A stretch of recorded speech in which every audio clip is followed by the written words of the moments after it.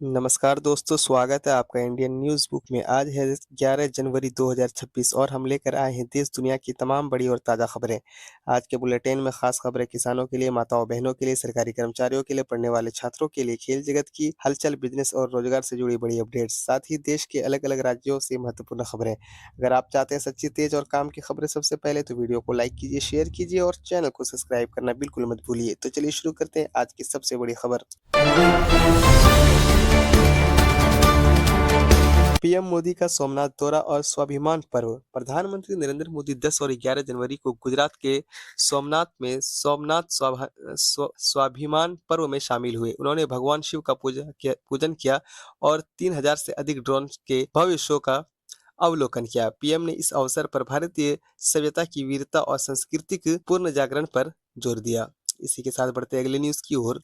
Germany के chancellor और PM Modi की समारपती में मुलाकात। Germany chancellor Friedrich Merz Bharat दौरे पर है। 11 जनवरी की सुबह उन्होंने पीएम मोदी के साथ समारपती आश्रम का दौरा किया और समारपती रिवर फ्रंट पर आयोजित अंतर्राष्ट्रीय पतंग महोत्सव में हिस्सा लिया। दोनों नेताओं के बीच गांधीनगर में द्विपक्षीय व्यापार और रक्षा समझौता पर चर्चा हुई। इसी के साथ बढ़ते हैं अगले न्यूज की ओर। अंतर्राष्ट्रीय महिला किसान वर्ष की शुरुआत। संयुक्त राष्ट्र ने आधिकारिक तौर पर 2026 को अंतर्राष्ट्रीय महिला किसान वर्ष घोषित किया है। इसके तहत भारत सरकार ने महिला किसानों के लिए नई सब्सिडी योजनाएं की घोषणा की है। इस पहल का उद्देश्य कृषि क्षेत्र में महिलाओं के अदृश्य योगदान को पहचान दिलाना है और उन्हें डिजिटल रूप से सशक्त बनाना है। इसी के साथ बढ़ते हैं अगली न्यूज की ओर। भारत पाकिस्तान संघर्ष पर डोनाल्ड ट्रंप का बड़ा दावा। अमेरिकी राष्ट्रपति डोनाल्ड ट्रंप ने सोशल मीडिया पर दावा किया है कि उन्हें हस्तक्षेप के बाद भारत और पाकिस्तान के बीच सीमा पर तनाव कम हुआ है। ट्रंप ने कहा है कि वह दोनों देशों के बीच अस्थायी शांति के लिए मध्यस्थता जारी रखेंगे। हालांकि भारत सरकार ने हमेशा की तरह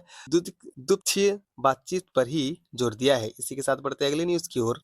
भारत बनाम दक्षिण अफ्रीका टेस्ट सीरीज। 10 जनवरी को भारत और दक्षिण अफ्रीका के बीच चल रही टेस्ट सीरीज के दौरान भारतीय गेंदबाज ने शानदार प्रदर्शन किया। जसप्रीत बुमराह ने एक बार फिर अपनी रफ्तार से प्रोटियाज बल्लेबाजों को पस्त कर दिया है। यह मैच विश्व टेस्ट चैंपियन के फाइनल की राह तय करने के लिए बेहद महत्वपूर्ण माना जा रहा है। इसी के साथ बढ़ते अगले न्यूज की ओर। कैंसर के इलाज में नए स्वदेशी दवा का सफल ट्रायल। भारतीय वैज्ञानिकों ने कैंसर की एक नई इम्यूनोथेरेपी दवा का सफल ट्रायल पूरा कर लिया है। 11 जनवरी को आई एक रिपोर्ट्स के अनुसार यह दवा विदेश दवाओं के मुकाबले 70% सस्ती होगी। इससे देश के लाखों मरीज को किफायती और सटीक इलाज मिलने की उम्मीद जगी है।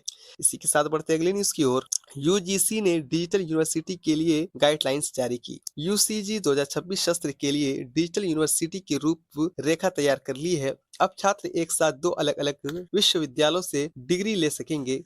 यह कदम राष्ट्रीय शिक्षा नीति के तहत दूर दराज के क्षेत्रों में उच्च शिक्षा पहुंचने के लिए उठाया गया है। इसी के साथ बढ़ते अगली न्यूज की ओर। किसानों के लिए प्राकृतिक खेती का बड़ा अभियान। उत्तर प्रदेश और बिहार के विभिन्न कृषि विज्ञान केंद्र में 10 जनवरी को प्राकृतिक खेती पर प्रशिक्षण शिविरों का समापन हुआ। सरकार ने घोषणा की है कि प्राकृतिक खाद का उपयोग करने वाले किसानों को प्रति एकड़ अतिरिक्त प्रोत्साहन राशि दी जाएगी। इसका उद्देश्य मिट्टी की उर्वरता को वापस लाना है। तो दोस्तों, आज की तमाम बड़ी और अहम खबरों में फिलहाल इतना ही। देश और दुनिया की हर ताजा अपडेट्स के लिए बने रहिए हमारे साथ। अगर आपको ये वीडियो पसंद आई हो तो कृपया वीडियो को लाइक करें और चैनल को सब्सक्राइब जरूर करें, क्योंकि आपकी एक लाइक हमें बेहतर काम करने की मोटिवेशन देती है। मुझे दीजिए इजाजत। नमस्कार, जय हिंद, जय भारत।